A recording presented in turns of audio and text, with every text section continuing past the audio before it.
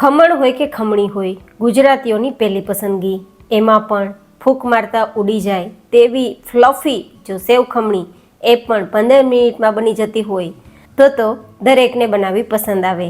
તો આજ ડિમ્પલ્સ ડિશીસમાં સુરતની પ્રખ્યાત સેવ ખમણી બનશે. તો ચલો રેસીપી શરૂ કરીએ. તો જેમના માટે મિક્સર જારમાં અડધી નાની ચમચી જેટલા લીંબુના ફૂલ અને 3 ચમચી જેટલી ખાંડ લઈને તેનો પાવડર તૈયાર કરી લેશું. આ પાવડરને આપણે એક્સ્ટ્રા વાસણમાં લઈ લેશું અને હવે તે જ મિક્સર જારની અંદર આદુ અને મરચાંની પેસ્ટ બનાવી લેશું.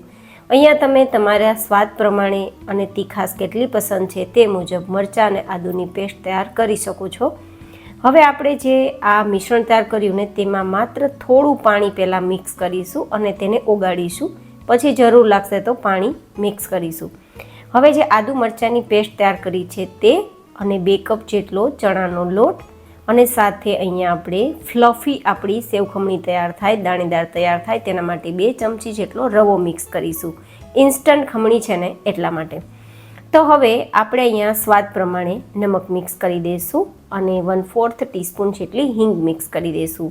અને આપણી ખમણી ખાવામાં ફ્લફી એન્ડ સોફ્ટ બને તેના માટે 2 ચમચી જેટલું તેલ મિક્સ કરી અને જરૂર લાગે તેમ થોડું હુંફાળું ગરમ પાણી મિક્સ કરી અને એકદમ આપણું ખમણ જેવું હોય ને તેવું બેટર તૈયાર કરીશું.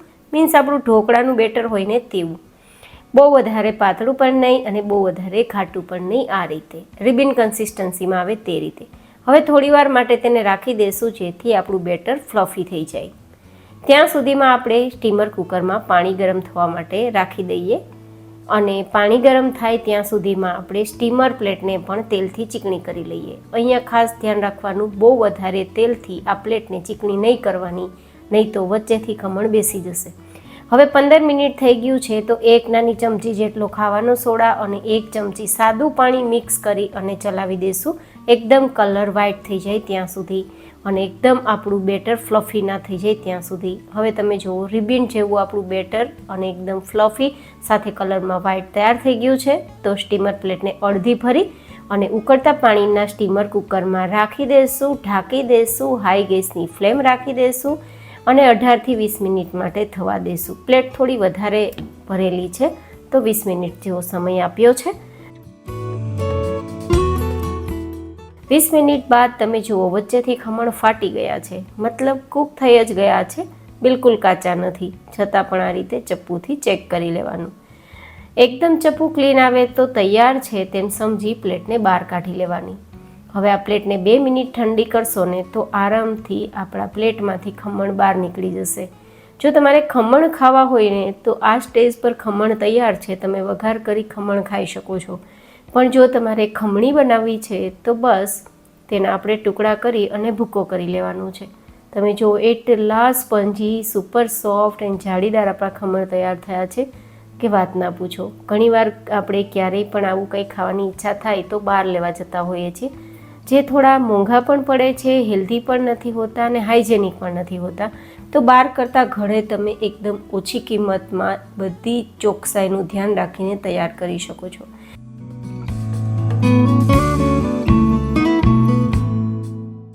હવે ખમણી તૈયાર કરવા માટે આ રીતે તમે હાથથી મસળીને પણ ભૂકો કરશો તો પણ ભૂકો થઈ જશે, અથવા ખમણીની મદદથી આ રીતે ખમણશો ને તો પણ એક સરખું ખમણ જેવો ભૂકો તૈયાર થશે ખમણી તૈયાર કરવા માટે. અને આ ખમણી એટલી બધી સુપર સોફ્ટ બની છે કે ફૂંક મારતા ઉડી જાય છે, એટલી છૂટી છૂટી પણ. તો છે ને ગાઈઝ, ખૂબ જ સરળ સુરતની પ્રખ્યાત સેવ ખમણી બનાવવાની રીત જો તમે આ રીતે એકદમ હું ફૂંક મારું તો પણ ઉડી જાય છે, આટલી છૂટી છૂટી અને ફ્લફી છે અને ખાવામાં કેટલી સુપર સોફ્ટ છે એ તમે આ રીતે જુઓ ને તો પણ સમજાઈ જાય, એકદમ દાણેદાર છે.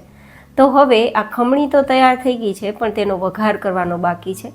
તો જેમના માટે આપણે 3-4 ચમચી જેટલું તેલ ગરમ કરીશું અને તેમાં આપણે મીઠો લીમડો, સૂકા લાલ મરચાં, હિંગ, રાઈ, જીરું બધું સાતળી, થોડા આપણે 2 થી 3 મરચાંના ટુકડા, જેથી એકદમ સેવ ખમણી ચટણી વગર પણ પસંદ આવે, થોડું પાણી મિક્સ કરી દઈશું અને ખમણી થોડી ખાટી હોય છે તો 2 ચમચી ખાંડ અને પછી આ રીતે આપણે તડકો તૈયાર કરી લઈશું. ખાંડ ઓગળી જાય પછી તડકાના ભાગનું થોડું નમક, ચપટી 2 ચપટી જેટલું, અને પછી આ ખમણીને આપણે ઉમેરી દઈશું અને ચલાવી દઈશું. હવે જુઓ, તમે ખમણીની સાથે જ સેવ ઉમેરવા માગો છો ને તો સેવ પણ ઉમેરી શકો છો, પણ હું સેવ હંમેશા લાસ્ટમાં ઉમેરું છું, જેથી સેવ થોડી ઉપરથી ક્રિસ્પી રહે. નહીં તો ખમણના મોઇશ્ચરના કારણે સેવ પણ થોડી સોફ્ટ થઈ જાય છે. તો એ બધાની અલગ અલગ પસંદગી હોય છે. તો બસ 2-3 મિનિટ માટે ખમણીને સ્ટીમ ફરીથી થવા દેશું અને પછી ધાણા સ્પ્રિંકલ કરી એન્ડ ધેન સર્વ કરીશું. છે ને ગાઈઝ, ખૂબ સરળ. તમને મારી આ ખૂબ જ સરળ રીતે એકદમ છૂટી અને ફ્લફી દાણેદાર સુરતની પ્રખ્યાત સેવ ખમણી બનાવવાની રેસીપી કેવી લાગી એ કોમેન્ટમાં મને જરૂર બતાવજો. વિડીયો પસંદ આવે તો વિડીયોને લાઇક કરજો અને ચેનલને સબસ્ક્રાઈબ કરજો. હવે જો અહીંયા સેવ ઉપરથી સ્પ્રિંકલ કરી દઈશું ધાણા, અને દાડમના દાણા હોય તો, નહીં તો કંઈ વાંધો નહીં, સ્કીપ કરી શકો. તમે જુઓ, આપણી સેવ ખમણી સર્વ કરવા માટે રેડી છે. ફરી મળીશું નેક્સ્ટ વિડીયોમાં. ત્યાં સુધી stay healthy and stay happy.